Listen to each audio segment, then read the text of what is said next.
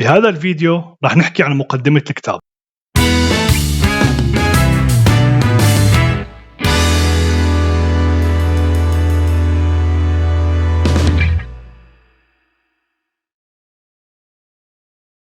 المقدمة الأولى هي مقالة للدكتور دانيال آمن. دكتور دانيال هو طبيب أمريكي مشهور متخصص بالطب النفسي، وهو مدير مجموعة عيادات آمن المتخصصة بعلاج الأمراض العصبية. الدماغ البشري مسؤول عن كل شيء بنعمله، بما في ذلك طريقة شعورنا، طريقة تفكيرنا، تصرفاتنا وتعاملنا مع الناس اللي حوالينا. من خلال عمل الدكتور دانيال بمجال تصوير الدماغ مع عشرات الآلاف من المرضى، تبين معه أنه لما الدماغ يشتغل بشكل صحيح فالإنسان بيشتغل بشكل صحيح، ولما الدماغ يعاني من اضطرابات معينة فعلى الأرجح رح يعاني الإنسان من مشاكل بحياته. لما الدماغ يكون معافى فالإنسان بيكون أكثر سعادة، أكثر صحة جسدية، أكثر غنى، أكثر حكمة، وأكثر قدرة على اتخاذ قرارات صحيحة. وهذا الشيء بيساعد أنه الإنسان يكون ناجح ويعيش لفترة أطول. ولما يكون الدماغ غير سليم لأي سبب من الأسباب، مثل صدمة عاطفية أو إصابة بالرأس، فالإنسان بيكون حزين، مريض، فقير، أقل حكمة وأقل نجاح. نقدر نفهم كيف ممكن للصدمة أنه تأذي الدماغ،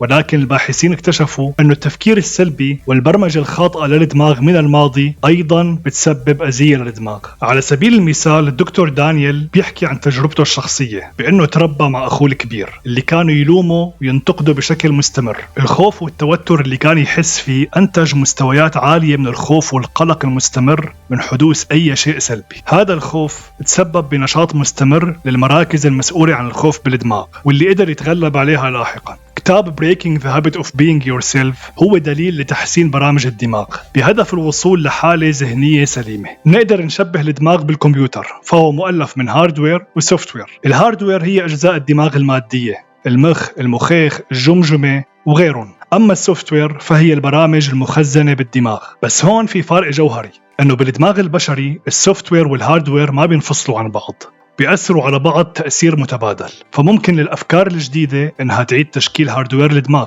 والعكس صحيح. ممكن أي تغيير بهاردوير الدماغ نتيجة حادث معين مثلا إنه ينتج أفكار جديدة. خليني أوضح لكم هالفكرة بطريقة تانية. فرضا عنا كمبيوتر، الهاردوير هي الأجزاء المادية والفيزيائية من الكمبيوتر، الشغلات اللي بنقدر نلمسها مثلا مثل الشاشة، الماوس، كيبورد وغيرهم.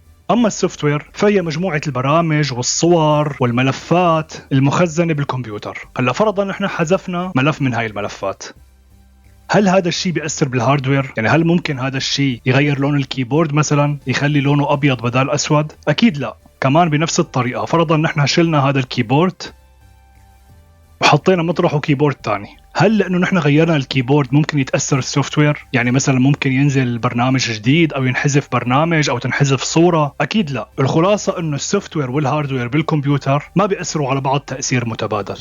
أما بالنسبة للإنسان فالوضع مختلف. السوفتوير هي مجموعة الأفكار المخزنة بالدماغ. في عنا أفكار إيجابية، أنا بحب حالي، كل إنسان بيقدر يكون سعيد، أنا بتعلم وبتطور من أغلاطي. هاي مجموعة من الأفكار الإيجابية. عنا أفكار سلبية، أنا حزين، في مشاكل بالحياة ما إلها حل، أنا مو ذكي. هاي مجموعة من الأفكار السلبية. هلأ ممكن أي شيء جديد يتعلمه الإنسان يتخزن بالدماغ كمعلومة جديدة. فرضاً الإنسان تعلم لغة جديدة مثل اللغة الألمانية مثلا، فهاي اللغة رح تتخزن بالدماغ كمعلومة جديدة. هذا الشيء رح يغير بهاردوير الدماغ نفسه، يعني شكل الدماغ رح يتغير لما تتخزن فيه معلومات جديدة أو أفكار جديدة. هلا كيف بيتغير شكل الدماغ وشو بيصير بالضبط بالدماغ، هذا الشيء رح نحكي عنه بالتفصيل بالفيديوهات القادمة. فرضا تعرض الدماغ لإصابة، وقعت عليه حجرة مثلا، فهذا الشيء رح يسبب ضرر مادي بالدماغ، فبالتالي ممكن الدماغ يفقد جزء من المعلومات المخزنة فيه. احتمال ينسى الإنسان اللغة اللي تعلمها، واحتمال يطلع بأفكار غريبة مثل أنه الفيل بيطير مثلا. فخلاصة الكلام أنه بالدماغ البشري أي تغيير بالهاردوير بغير بالسوفتوير، وأي تغيير بالسوفتوير بغير بالهاردوير. تحرير الدماغ من البرامج السلبية هو شيء مهم كتير لحتى يشتغل الدماغ بشكل صحيح. أيضا العادات الصحية مثل النظام الغذائي، ممارسة الرياضة، هو شيء مهم كتير لحتى الدماغ يشتغل بشكل سليم. بالفيديو القادم رح نمرق بشكل سريع على كل فقرات الكتاب قبل ما نشرح كل فقرة بشكل موسع. كالعادة بتمنى لكم حياة سعيدة. سلام.